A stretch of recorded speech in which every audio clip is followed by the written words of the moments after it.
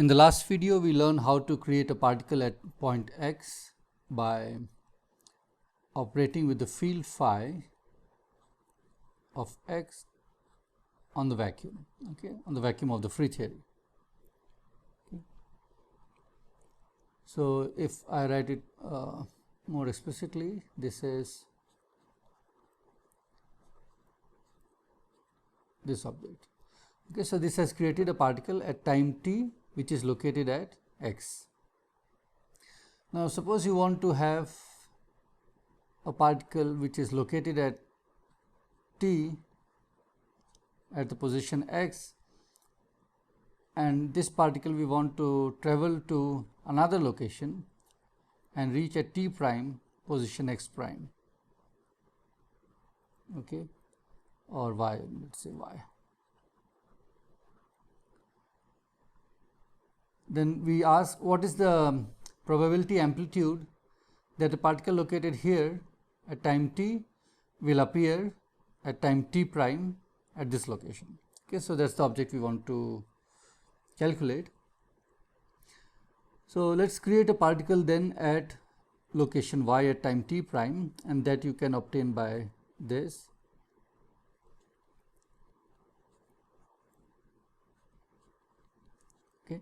And I want to know the probability amplitude of this state appearing as this state there. So, I have to calculate the inner product of these two states.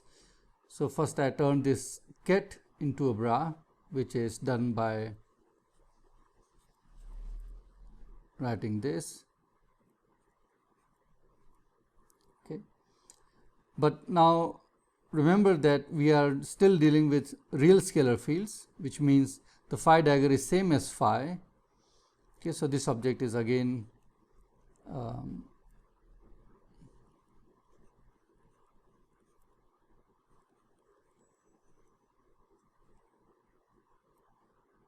same as this. So, the amplitude for the probability amplitude for this state, this particle traveling to that location at time t prime is given by the following. So, you have 0 ket bra corresponding to the vacuum, then phi dagger t prime y, which is same as phi t prime y.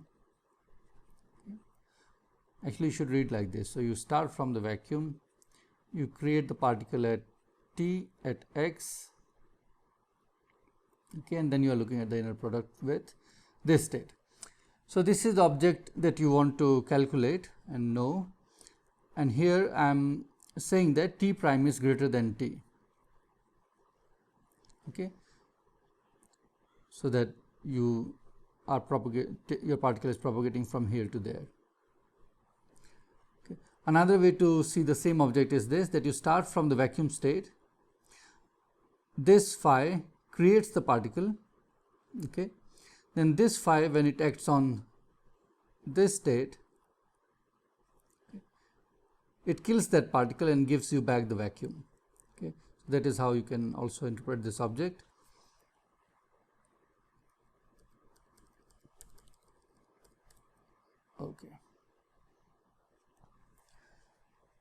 Now, I want to calculate such objects, but to ensure that the field which appears here or to the left has the time which is always greater than the field, the time component, the time label of this field here to the right. So, to do that, I will introduce a notation which is denoted as t, and when I take t and act on t prime y and phi of t x, then what it gives you is phi of t prime y, phi of t x, if t prime is greater than t. If the time argument here is bigger than this time argument, then you write it in this fashion. So if t prime is greater than t, and if it so happens that t prime is less than t, so this is a smaller time, then what the symbol t does is it reorders everything. So it writes, you get phi of tx phi of t prime y if t prime is less than t. Okay, so it just changes the order of the fields, and remember this change matters because phi is an operator. It is not just a number. It's a quantum operator. It has a and a daggers, so the order matters. Okay, so here this is what the definition of t is. So if I am looking at a propagation amplitude or a propagator, this is a propagator, then by propagator I mean this object, okay, where t prime is greater than t. So in general, if I do not want to worry about whether this is correctly time ordered, then I will define this object. So I'll put t here, phi of t prime y, phi of tx, okay, and this symbol t will always put the time, the field with higher time to the left, and it will always represent a propagation from a lower time to a later time, and this is what is called as a propagator. Okay, or a Feynman propagator.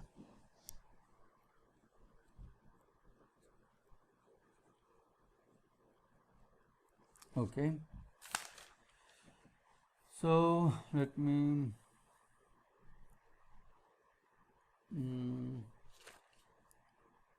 okay, so let me look at this again.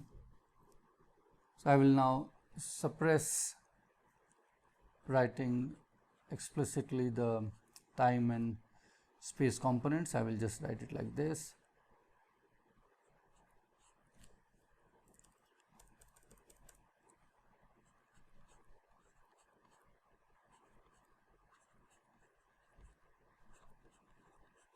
Okay, and I will denote this as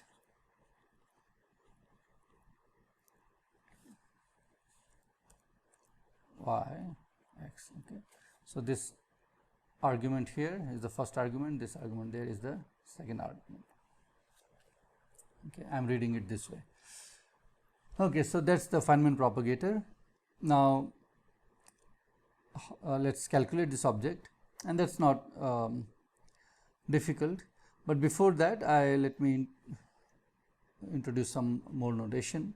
So this object I can write as 0 phi of y, phi of x 0 times theta.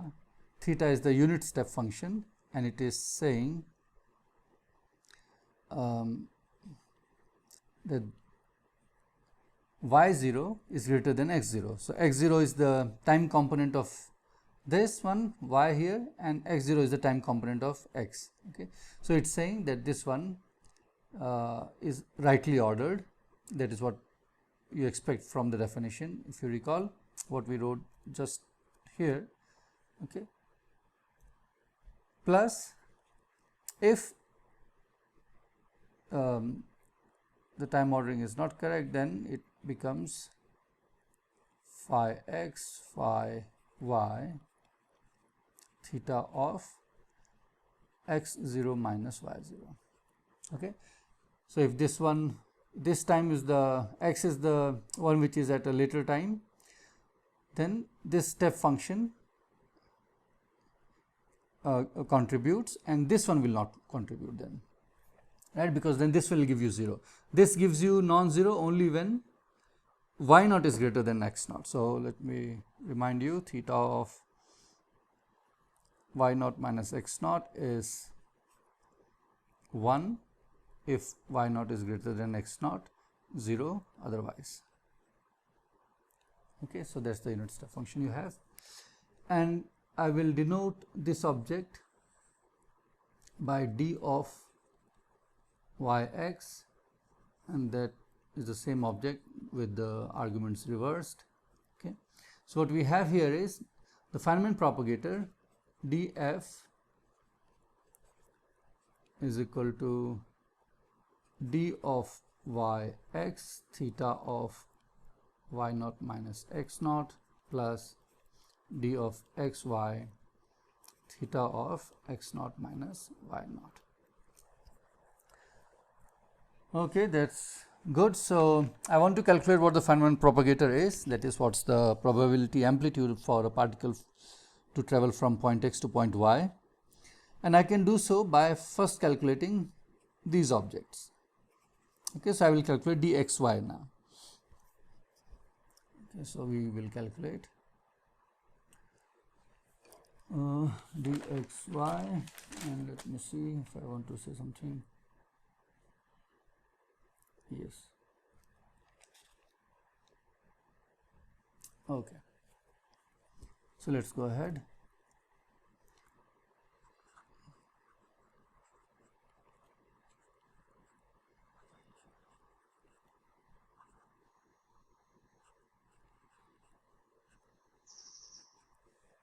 Okay.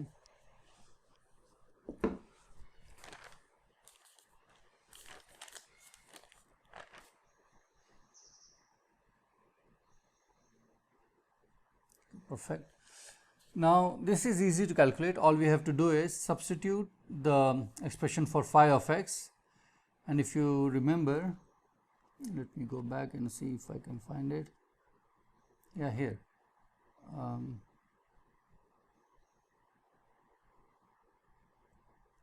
Somewhere here. Yeah. You see this object, we have already phi x of acting on the vacuum. This is this object. Okay. So, let me take this expression. So, d cube k 2 pi 3 halves 1 over root 2 omega k, and you have a and a dagger, and a comes with a minus I k dot x. Okay, that's what we'll put there. Okay. So, in this substitute phi of x as d cube k 2 pi 3 halves 1 over 2 omega k. Okay, and then we have a of k minus I k dot x k I k dot x. Okay, that's what we will substitute in here now. Let's check whether it's all correct. That is correct. Okay. So, now when the same thing as we have been doing earlier, this phi, the a dagger, sorry, the a will kill the vacuum, only a dagger will survive, and when this one is acting on the bra, the a dagger will kill the vacuum and only a will survive. So, let me write down then. We have d cube k over 2 pi 3 halves 1 over 2 omega k. Okay.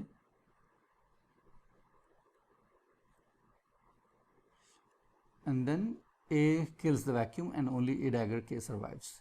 Okay. So, I put that a dagger k here.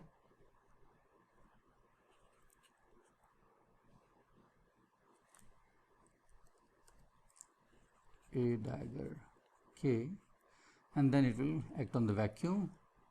I have e to the I k dot x remaining. So, let me write down here.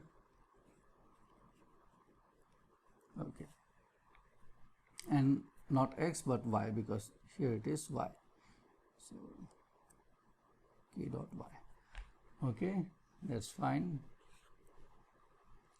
Now, phi acting on this one. So, I will write as d cube k prime over 2 pi 3 halves 1 over 2 omega k prime. Okay. Then it will be the a of k, and a of k will sit to the left here, but not k but k prime. Okay. and this piece will give us e to the minus I k dot x, and I should put this also here. Okay, so that's what we will have. Now remember what a k a dagger k prime is. This will give you, using the commutation relation, you can interchange the order of these two, and in that case a will sit to the right and it will kill the vacuum here, so that term goes away, and what you will be left with is the delta cube of k minus k prime. Okay, if you recall the commutation relation. So if you substitute that in here, this piece will give you delta cube k minus k prime, and this is anyway 1. Okay, that's normalized to unity. So you get a delta cube k minus k prime. Okay, which means I can write this as the following. I will do an integral over k prime, okay, and use up this delta function which I have. So when I do integral over k prime, I can use up the delta function. So in doing so, wherever k prime appears, I should replace it by k. Okay, so let's do that. So d cube k over 2 pi 3 halves, this is this piece. Then I have 1 over 2 omega k. Okay, then they have 2 pi 3 halves here, that makes a 2 pi 3 by 2 combined with this one and make 2 pi cube. So let me remove this, and 2 omega k prime will turn into 2 omega k. So these two square roots will combine to give 2 omega k. Okay, and something wrong here. In this place I should have put a prime for the x. Yeah. Okay, and then these two for k prime, remember I have to substitute a k here, so it becomes e to the minus I k dot x minus y. Okay, so this is the expression for d of xy. So let me write it down here.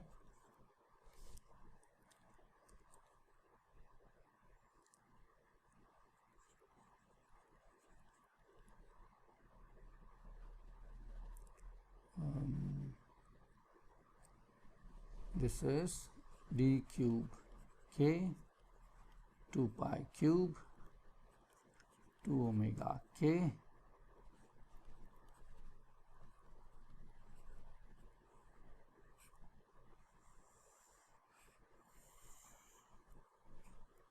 Okay, so using this I can easily calculate the Feynman propagator, because Feynman propagator df is just the same object with arguments interchange and the 2 theta functions here. Okay, that's good. Now we should be asking about several things here. How does the object dxy transform under Lorentz transformations? That's one thing you should ask.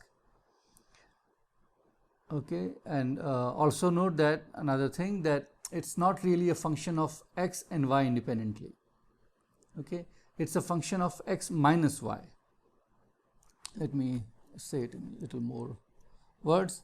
So let me write here again dxy as d cube k over 2 pi cube 1 over 2 omega k y. Let's check. That's correct. Okay. So first note that dxy is actually not a function of x and y independently, but it depends on the difference x minus y. Okay, and which means that you have this result is invariant under translations, which means if you, instead of using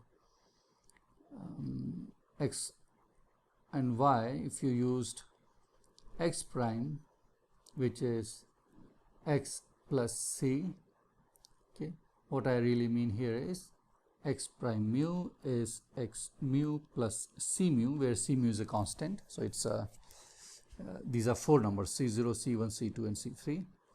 Okay, and I take y prime and also shift by the same amount. So I am doing a translation. Then you see that x prime minus y prime is same as x minus y.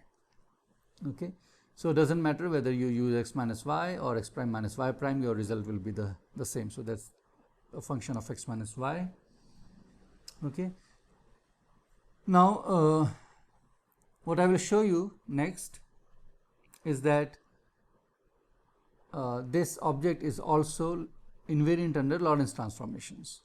That's so not so manifest from here, but we'll see that how to show this at least at some level, and mostly I will leave it as an exercise. Okay, but I will sketch a proof.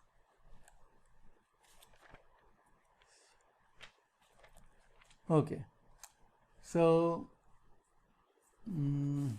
this is fine.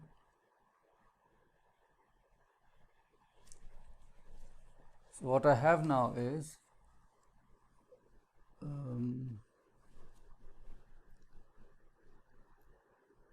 okay.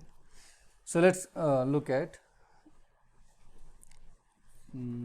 another object. So let's forget whatever I have done for a moment and look at a completely different object, and I'll show you some connection with what we have here on the slide. And the object is the following. So I want to look at the following integral: d4k, meaning I have integral not only over the 3 components but 0th component also, over 2 pi to the 4. Okay, then I have a 2 pi here. Then I have a delta of k square minus m square. Okay, this k square is k0 square minus k vector square. By vector I mean a 3 vector here. Okay, so I have this object, and I will put a plus symbol on this. So I define the following: I define delta plus of k square minus m square. The definition is this: it is k square minus m square, the delta function, times theta of k0. Okay, by theta I mean the unit step function. So this is non-zero and equals to 1 when k0 is positive. If k0 is negative, this object is 0, right? So theta of k0 is equal to 1 if k0 is positive, 0 otherwise. Okay, so the integral over k naught has support only when k naught is positive. If k naught is negative, when you are doing the integrand vanishes. Okay, so here I will put a plus here, or if you wish you can put a theta k0, it's the same thing. So I am interested in this integral, and the limits of integration are running for all the 4 of them from minus infinity to plus infinity. Okay, so let's look at this object now. Okay, so we will first manipulate a little bit the delta function, and before I do that,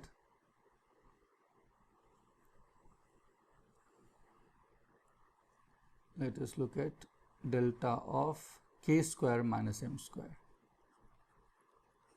This is same as delta of k0 square minus k3 vector square minus m square, which you can write as delta of k0 minus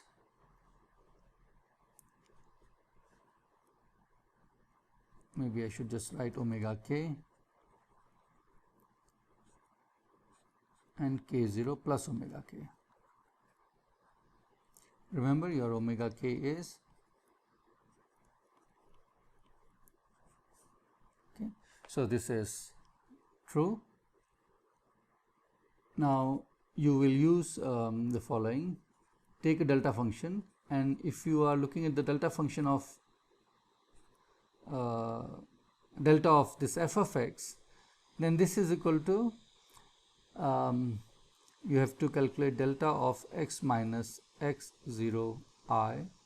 So all the places where the function goes to 0, okay, where fx is equal to 0. So xi zeros are the solutions of fx, okay, and then you have to divide by the derivative of f and calculate it xi0 and take the modulus. Okay, so there is a modulus also involved here. I can put this to make it a bit neater. And then you have to sum over all of i's. Okay, so here it's quadratic for us, and it means that there are two solutions, one is omega k and one is minus omega k. So our k0 runs, k0 takes two values, so x ki0, k10 and k20, which are, okay, there are too many zeros, so let me not write it. So there are two solutions for us, k0 is equal to omega k and k0 is equal to minus omega k. And if I use this this property of the delta function, I can write delta of this as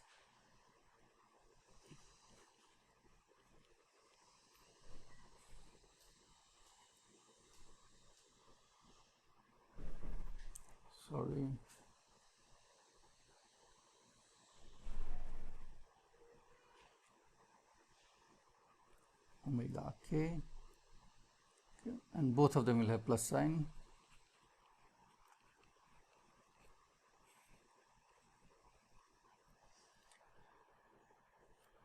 Okay, I have taken a modulus, there should be a minus sign, but once you take the modulus of it, the minus sign goes away. So you have now, yeah, so this thing, let me write equal to sign. Okay. So then I can write this integral as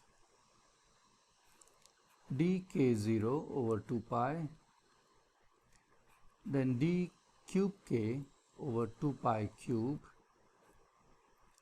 then I have a 2 pi here, then delta plus of this thing is delta of k0 minus omega k over 2 omega k plus delta of k0 plus omega k over 2 omega k times theta of k0.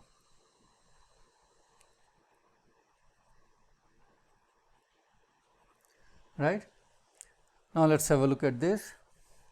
This one, this delta function clicks only when k0 is equal to omega k, and this delta function clicks only when k0 is minus omega k, that is when k0 is negative, because omega k is positive. But then the theta of k0 is saying that the integral has support only when k0 is positive. Okay. So if only k0 positive is allowed and this one clicks only when k0 is negative, then it means this one doesn't contribute. So this we can drop. Okay, this term, this gives a vanishing contribution, this one. So we are left with only this piece.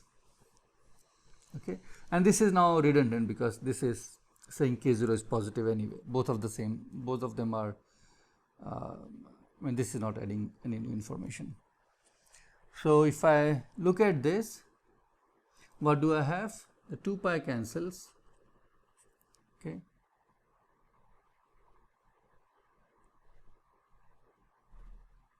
And I can do the integral over k0, and that will give the integral over k0, and there is only this delta function, so that goes away, that gives you 1, and we are left with the following. You have integral d cube k over 2 pi cube, okay, this piece, then you have 1 over 2 omega k,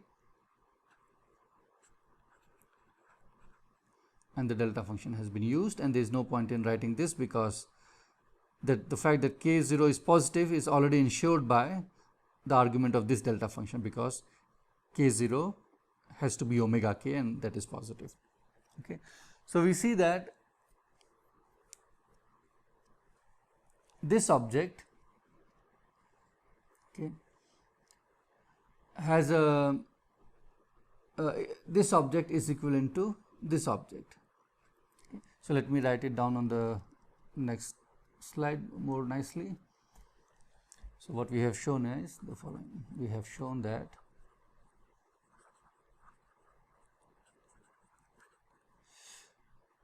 integral d cube k over 2 pi cube 1 over 2 omega k is equal to integral d4k over 2 pi to the 4,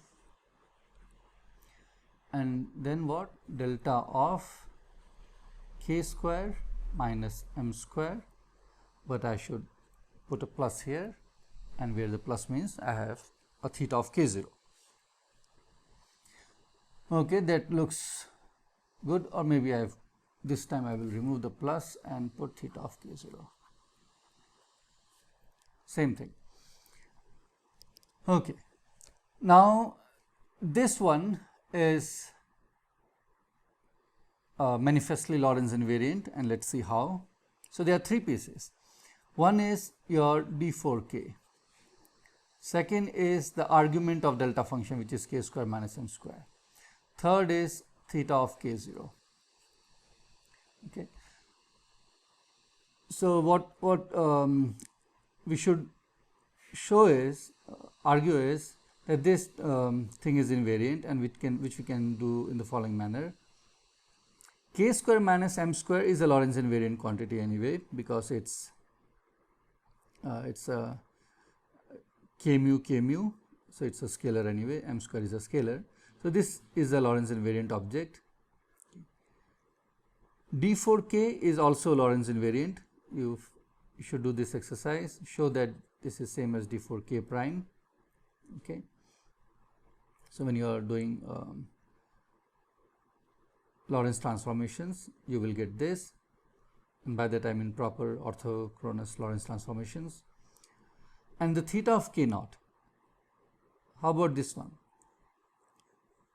Is this also Lorentz invariant?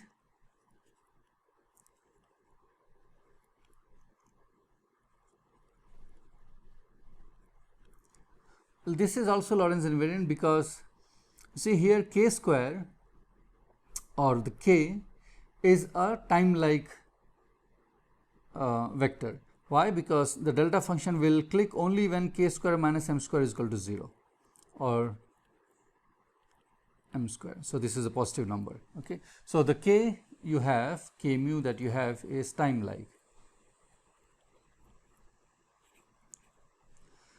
Now, show that for time-like vector k mu, the sign of k0, okay, that does not change under Lorentz transformation.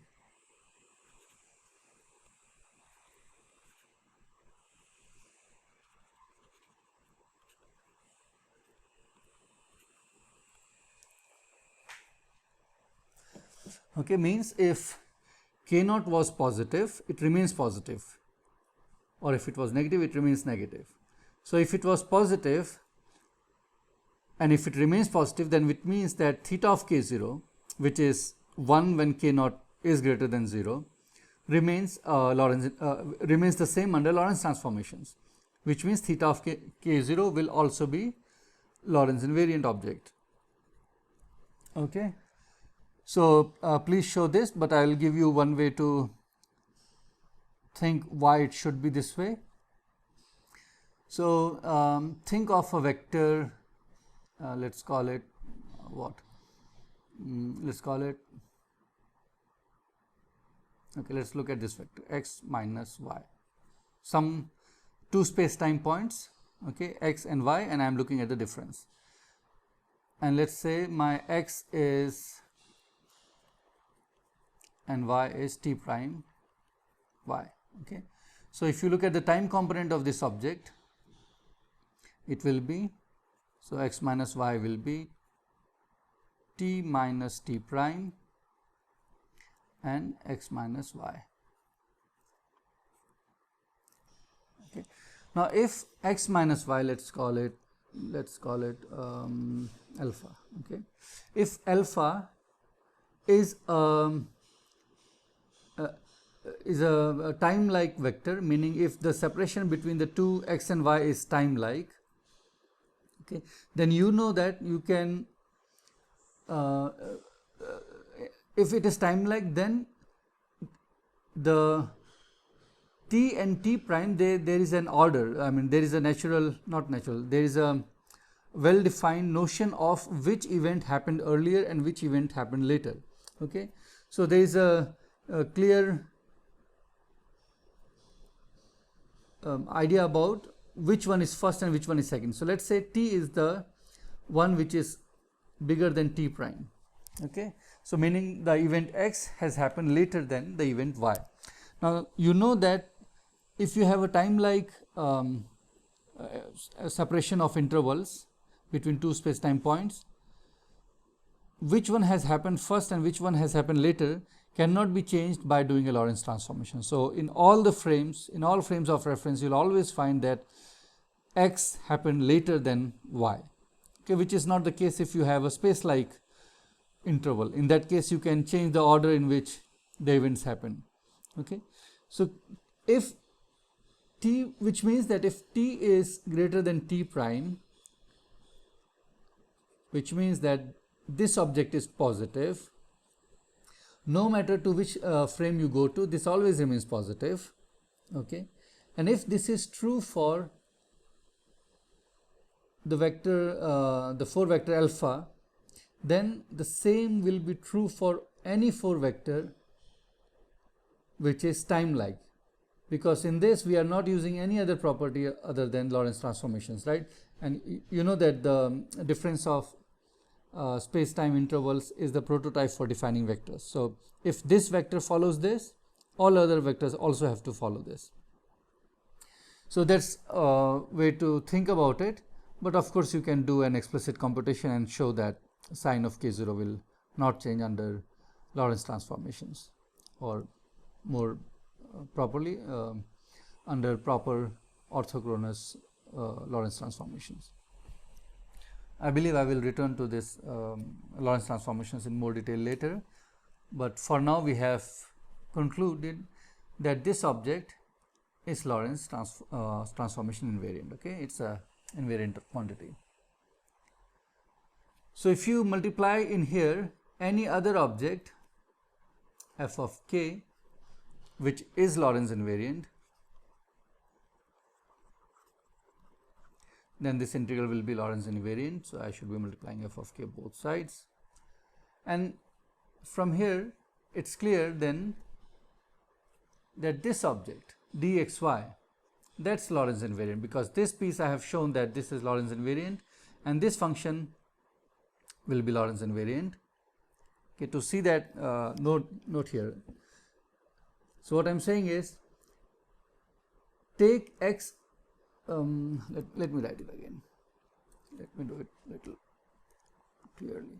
So you have d of x minus y is now d4k over 2 pi 4, okay, and then I have a pi, 2 pi, and then I have a delta of k square minus m square, then I have a theta of k0, and then I have e to the minus I k dot x minus y, right? Is that correct? Minus I k dot x minus, that is correct. Okay. Now I have already shown you that this is Lorentz invariant, this is Lorentz invariant, that object is Lorentz invariant. Now we are looking at this. So the way we have to look at this is the following. So you calculate dx prime minus y prime, okay, where x prime is and y prime is lambda y, where lambda denotes the Lorentz transformation. Now when you do so, here you will get lambda of x minus y, okay, but then your k integral is dummy, so you can choose a different, I mean, you can do a change of variables and go to k going to lambda k. Okay. If you do so, then this entire object is, you can imagine it being calculated in the same frame of reference, and then because this is Lorentz invariant, this will turn out to be a scalar. Okay, this will turn out to be a scalar, and under the change of variables that you are doing, that is equivalent to doing a change of frame of reference, this we have already shown that this will not, this will remain invariant, so it will still remain theta of k naught prime.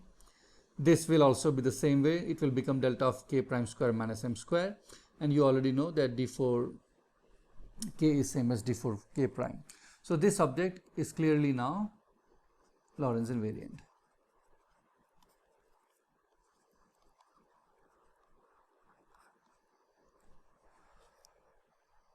Okay, let's see. Okay, now our next task is to look at the Feynman propagator, which is written in terms of this dx and dy. Okay, that we will do in the next video.